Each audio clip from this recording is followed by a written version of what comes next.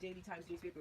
Ugo Dre, we are staying with you for this one. The president has refused to assent to the PIGD as it is, says that it's unconstitutional. That story, or the version of the story we're taking is from the Daily Times, where according to his special assistant on legislative matters at Senator Ita Enang, he simply can't sign it because, first of all, the provisions of the bill that permit the Regulatory Commission to retain as much as 10% of the revenue generated unduly increases the funds accruing to the Regulatory Commission and is to the detriment of the revenue available to everybody else, apparently, as with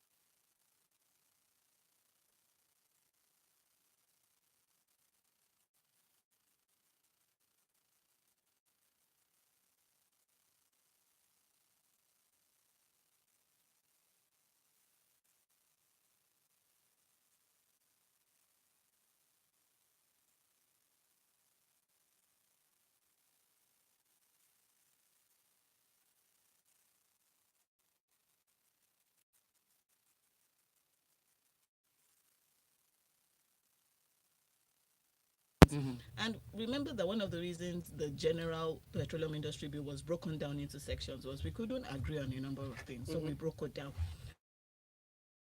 The president and the minister. So let's deal with the governance part of it.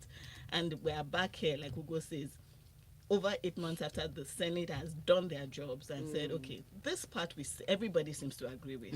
We need to reduce this part. And for the same reason everybody seems to agree, that's the same reason why you're saying you're not doing it. Here's a quick question. I like that you pointed these things out, and these are very serious concerns. But something else that Senator Inang does mention is that, listen, part of the reasons are legislative drafting concerns. Now, we've seen even our National Assembly complain about this when coming from the executive as well. And in the same Freshly Pressed, we've said, well, you have to make sure things are done properly. We've seen the National Assembly also criticize for wording used in, when you're going around it. So is that not a valid It's valid, concern? right? The bill is not perfect. Yes. And I think there's a consensus out there that, look, it's not the perfect bill, but I think it's generally it's good enough to go. So if those are your concerns, then you can easily address those ones. Like, let's just change some of the language, or there's some things that should, but you just don't outrightly reject the bill, which is what has happened, and that's where the concern is. Look, we just saw our GDP numbers, and the reason why our GDP was slow was because of the oil sector.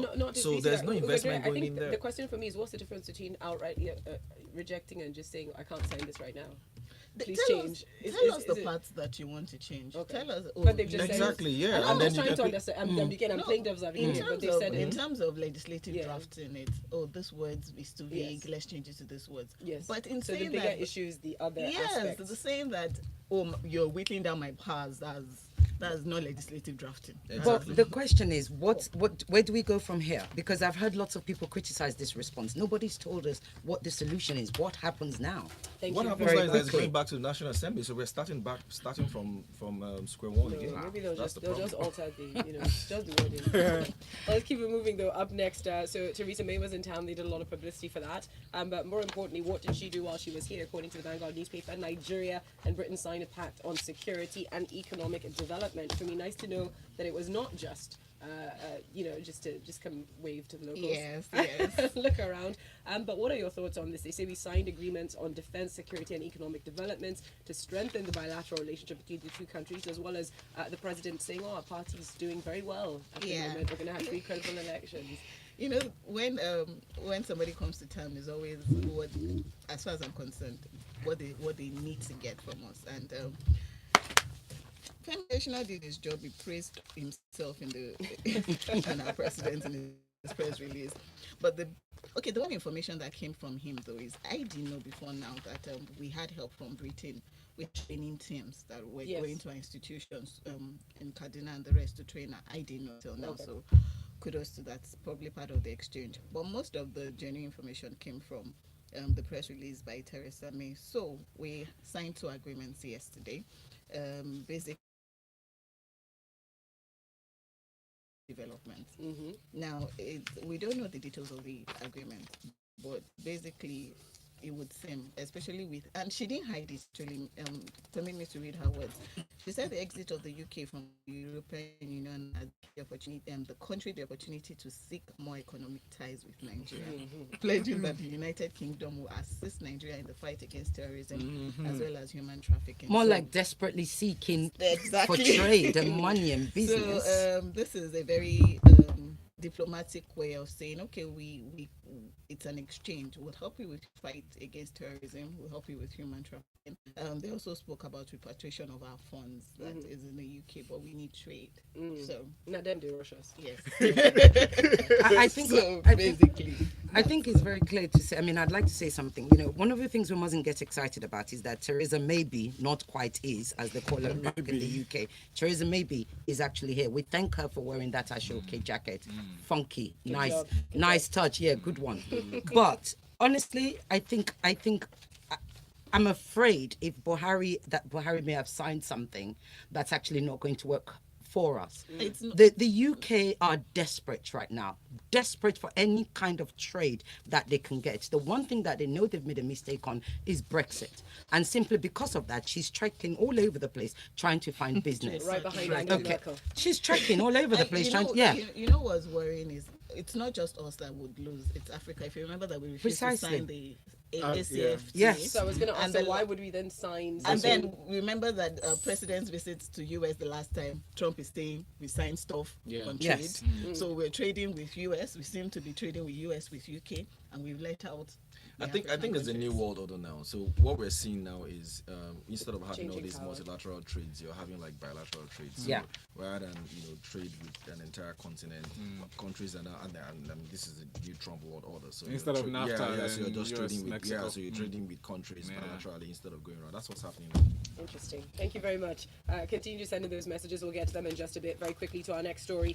Bridging the funding gap for HIV treatment. This one is from the New Telegraph. It is a bit of a report, actually, but very important because we're looking at healthcare and a disease which affects about 3.2 million people in this country presently. Ms. Ireti, there's a lot of information that's sort of unveiled here, including how much the government had done in the past, how it's doing now, and its pledges to sort of increase healthcare towards this particular disease, and the concern by the health sector saying that we can't use over 60% of our budget on this disease alone. What are your Well, thoughts? so here's one of the things that comes up. Whenever you see statistics, don't disregard them, but please see them as conservative, because in Nigeria, there are so many corners that we never get to. So if they're estimating 3.2 million, I'm doubling that at the very least, if not tripling it, because I honestly don't believe that. And if they're saying only 1.1 million Nigerians are currently getting access to this treatment, that means that it's probably less than that are getting access to this treatment. That's number one. Number two is the fact that only 1 in 3 persons who need this treatment is getting it. Yes. Number 4 is the fact that only 9 states out of all our 36 states yes. are actually doing what they're supposed to do. treating So over half of state these people. governments are actually letting it down. The federal government have committed, and they are committing, 42,000 naira apparently is what it takes to treat one patient for a year. But they've disbursed funds, Buhari's disbursed funds, etc., but the state governments are not using it. And this is where we need to start holding people to actual ransom. And I'll tell you why I say that. I'm going to bring the election into this rather than going to that. I'm yet to hear people come out, or so-called presidential candidates, Yes. local candidates, state, governor candidates come out and say, look, this is what I am going to focus on. Just give me 4 points that you're going to focus on. That's number one. Even when you do hear them talking about that, all they ever seem to do is talk about trade. they talk about business. They forget the fact that the human aspect of this country. They forget the fact that it is their job to protect every single person, not just the business part of Nigeria. So I would like to see all these so-called not too young to run who are suddenly waking up from their, from their degrees and their multi-level, master's degrees and saying, yes, I'm going to run. Well, if you're going to run, I expect you to look at things holistically and start coming out with things that you can actually achieve that will impact on the human part of Nigerians, not just the business part of Nigeria. This is one of those. Thank you, Ms. Ireti.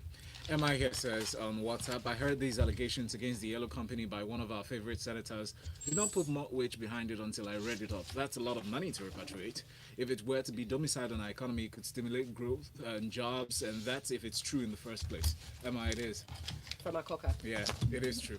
Hi, crew. This one says, this is coming from Okosun Dennis from Aja. It says, hi, crew. Why are some Nigerians bickering over Theresa May's factual comment about poverty in the country? I thought Nigerians ought to wake up and hold their leaders accountable and demand how the monies were spent. Thank you very much for that. Let's move on to more stories now. This one is coming from New Telegraph newspaper. Oloyede here says the calls to reduce the UTME registration fee is baseless. Now, in May of 2017, thereabout, the House of Representatives had started making calls and asking the Joint Admissions and Matriculation Board and the UTME board really to reduce, look into reducing their fees by 50%. And when we look at this story, Funmi, is this? I mean, he says it's baseless. That they shouldn't ask them to compare themselves and the standards with other parts of the world. I mean, what do you think of this story, first of all? Okay, first and foremost, there's a lot of things he said, and I think the manner of speech and the choice of words is actually appalling for a professor and somebody that holds that kind of high position. Why do you say so? We have managed our resources very well and came up with surplus which we return to the government. He now asks us to crash the cost. They must be at least upright and forthright enough to say the basis for the call. But if the government says we should adjust, we'll adjust. I mean, let's have an intellectual discussion here. Yes, we applaud you that you've been transparent enough with the funds, but there's a bigger issue here. JAMB is not one of the income generating agencies of the government. Yes. We have there are some agencies of government that we know we expect high income from. We have the MPA, we have an MPC, them lot. But for what we consider the basic needs, and I mean education, health, security, when those kind of agencies should not be looked upon as income generating agencies.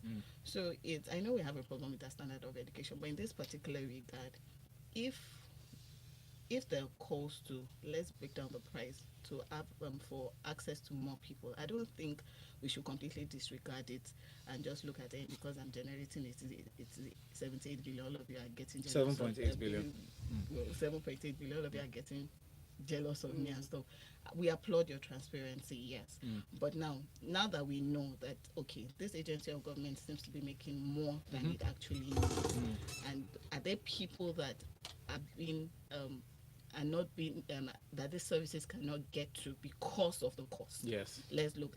We will not affect. It's a different thing if you say it will affect our operations, but now you have a surplus. That's something I was going to get to, because they have to remit a certain percentage. It's not because they don't need it. It's because they have to mandatorily remit it. I'm assuming that from what they've remitted, they will then ask again to say, listen, this is now what we need for our running costs. Yes. So I understand. I complete with you on your argument of his utterances and his use of words perhaps are wrong, but is the intention wrong? Because just opening up access to more people doesn't mean the quality of what they're delivering is good. That's where the quality is something. Yes. We're not, and they we could know we use have those a funds problem to increase the quality. But is that what we're doing? That's the problem. With the under the remitter, we know the access, but let's look at our budget. What is given back to education? So is that what we're doing? Because if not, that's we'll what we should be insisting on versus asking to just cut the fee. That way, I'm not saying we should cut the fee, but we have to look at it. If that we're losing on both fronts, if JAMB has set a fee that people don't have access to, yes, the excess funds from that fee is not being pumped back to the quality, then we're losing. And there's a problem there. Thank you very much, Funmi. Punch newspaper is next. It has a story. It's a NIPOST set to begin electronic money transfer service. Precisely earlier in 2015, there was a need to align the policies and practices of NIPOST with, the change in trend and technological advancements as well. So now it seems like they've caught up with the times. Now, Nigerian Postal Service is set, according to this report, to roll out a new product. They call it the electronic money order that would enable customers in both rural and urban communities to transfer and receive money across the country. Ugo, what are your thoughts? Yeah, NIPOST is new kid on the block. Honestly, New kid on the block. I mean, Like even their fresh, website is so jazzy. yeah, like fresh face. head office. Yeah. And so they've been doing this for some time. I've forgotten the new guy at the helms. And since he came in, he's basically restructured NIPOST. Yes. And NIPOST is beginning to be Mr. BC Adegbuyi. yeah, so the he's postmaster. the Postmaster General. So he's beginning to be they're beginning to be a parastatal that is being run profitably. So I believe in some time. In fact, I don't even think NIPOST relies on government anymore for the usual funds. So they basically are self funded.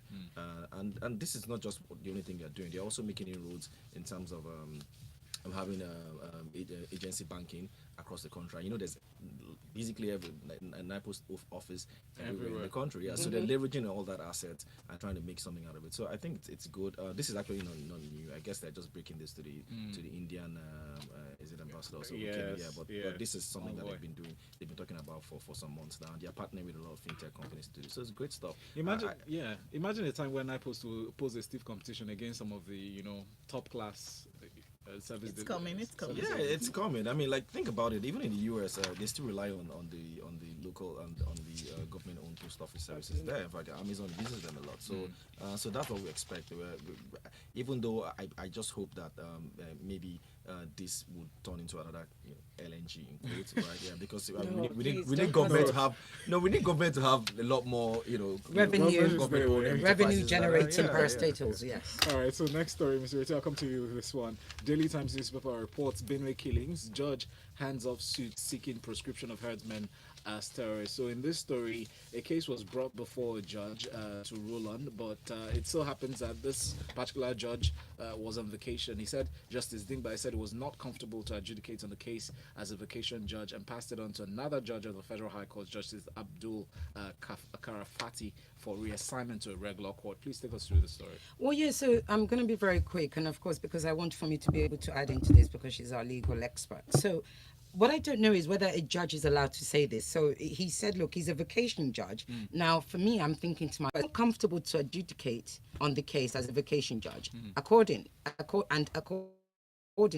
he ordered that the case be filed. The case file be returned to the Chief Judge of the Federal High Court, High Court Justice Abdul Karafati, for reassignment to a regular court. Now, what is the case? The plaintiff, whose name I've missed out, who is demanding for 50 million naira as exemplary damages federal government. That's the one. Yes, right. So he's demanding for 50 million and basically say to the federal government, I'm demanding 50 million naira because you basically haven't been protecting us. You've been allowing me, you've been allowing what they call Fulani herdsmen to run riots, and he's basically calling them to order. Now this excites me because I keep saying it's very bad roads because somebody died and 4 people died with him in the car. So this is very good. However, let's go back to Funmi. Can a judge walk away from a case and say, look, right, so on what basis? So the courts go on vacation from sometime in the middle of July, September. But a few judges, 1, 2, 3, are left in different judicial divisions for very urgent matters, to deal with very urgent matters that come within that period. So all he's saying is, this is not urgent. Because is that after the vacation ends, all the urgent cases are taken back to the chief judge, who assigns it to the proper court, and then they continue from there. The purpose of them being around is for to make any urgent orders that need to keep things in status quo. But for a case so that has feels like the nature of being prolonged, it will be probably handle it. It makes sense. Thank you very much. Let's move on very quickly to this next story from Punch newspaper. Cult members protesting associates' death kill police sergeant. So according to this report, this happened on Wednesday in Lagos. A police sergeant was killed when some youths went out to protest the death of one of them. Ishan. Take us through the story, Ms. Ireti. Right, so this is really just total mayhem, which happened in Ogba, in Ikeja, and so basically the police raids a particular area. As a result of that, of course, apparent, supposed, alleged members of a cult called Aye and Eye ran scattered all over the place. One of them falls over and falls in the gutter. He hits his head on a brick and he dies, as it happens. Okay, now he died, I think, about 2 weeks later.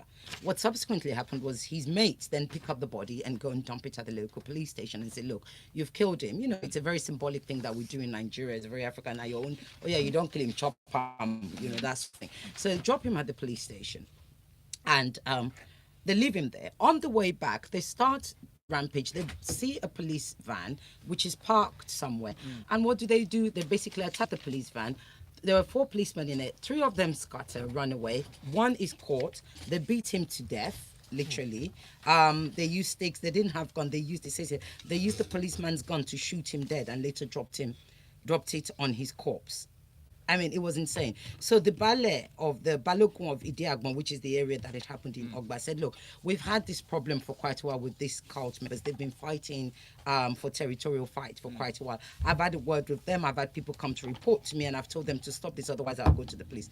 They know which cave these people existed. They know where so why didn't the police raid the place where they usually hang out in? Why did they go into a community? That's a hanging question. Yeah, but unfortunately a policeman has died and a young man has died as a result of it. Perhaps that would teach them a lesson. All right, so as a means of mention, let's touch on this last story very quickly in 30 seconds. Guardian newspaper has this one. Agency raises flood on 7 states. For me. Okay, because we're going to touch on it very quickly. Yeah. So this agency has done their jobs. What are we going to do now that they told us what's coming? Leave the area. To where vulnerable states, Kebbi, Niger, Kwara, Kogi, Anambra, Delta, Bayelsa, talking specifically to people who live on the banks of those floodplains. And why do people keep living there when they know that this is a perennial problem? Yes, but the Lagos, Bayelsa, Rivers, Delta, Ondo, we might also experience coastal flooding. So similar to our experience. Everyone be wary. Very quickly. So they've done their jobs. Then there is left for the rest of us to do ours. Those who have ears. Let them hear. We'll round up with a couple of comments up on our live stream. Grand Tag Ventures says, regarding the PIGB, I do think it's right for the executive not to assent to it if they have issues with aspects of the bill. The Senate is known for being dubious. Better to get it right than regret it later. Up on Twitter, similar sentiment is in from Kazima Bisoye, who actually says that the PIGB was with the National Assembly up until July when it was placed on the president's table. And we've got Steve. Up on WhatsApp, we have Dr. ICM saying that the rejection of the PIGB cannot be sugar-coated. It makes nonsense of those who are always blaming the National Assembly for delays, and it shows that the president doesn't want transparency at the NNPC. And thank you very much, Lagos. Thanks for joining us. Thank you to our analysts. We'll continue actually this conversation on social media. Tweet at us at Smith981FM and tag CCOG Lagos at Ugo Dre at Funmi Odude. And Lagos, we'll have a conversation around entertainment. We're going to be reviewing an album. It's called The Grapevine Special today, and that's in 14 minutes. Good morning. Choose the innovative and smart way. Visit Cars. Oh, that was a long one. Yeah. We're a little bit over time. That's all right. The headlines. Thanks, guys. Thank you.